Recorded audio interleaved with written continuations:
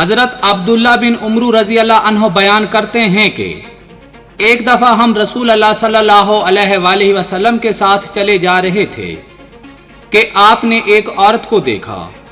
وہ عورت یہ نہیں سمجھتی تھی کہ آپ نے اسے پہچان لیا ہے۔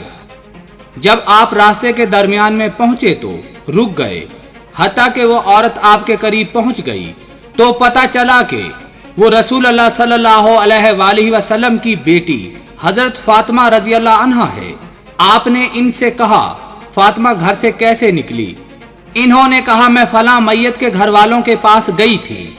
میں نے ان سے اظہار افسوس کیا اور صبر کی تلقین کی اور تسلی دی۔ آپ صلی اللہ علیہ وآلہ وسلم نے فرمایا، کہیں آپ ان کے ساتھ قدا قبرستان میں تو نہیں گئی؟ انہوں نے کہا، اللہ کی پناہ کہ میں وہاں جاتی، جبکہ میں نے آپ کو اس بارے میں بڑے سخت الفاظ فرماتے سنا ہیں۔ آپ صلی اللہ علیہ وآلہ وسلم نے فرمایا، اگر تو ان کے ساتھ قبرستان جاتی تو جنت کو دیکھ بھی نہ سکتی، داخل ہونا تو دور کی بات ہے، حتیٰ کہ تیرے والد کے دادا عبد المطلب اسے دیکھیں۔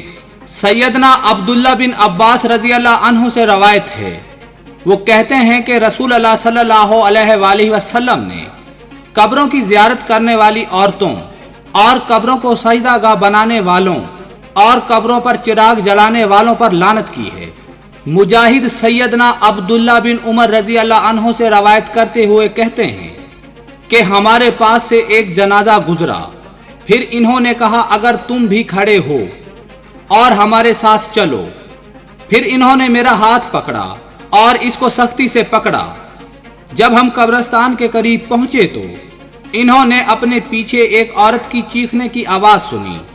جبکہ انہوں نے میرا ہاتھ پکڑا ہوا تھا، انہوں نے مجھے گھمایا اور اس کی طرف متوجہ ہو کر اس کو ڈانٹا اور کہا، رسول اللہ صلی اللہ علیہ وآلہ وسلم نے ہمیں ایسے جنازے کے ساتھ جانے سے منع فرمایا ہے جس کے ساتھ رونے کی آواز ہو۔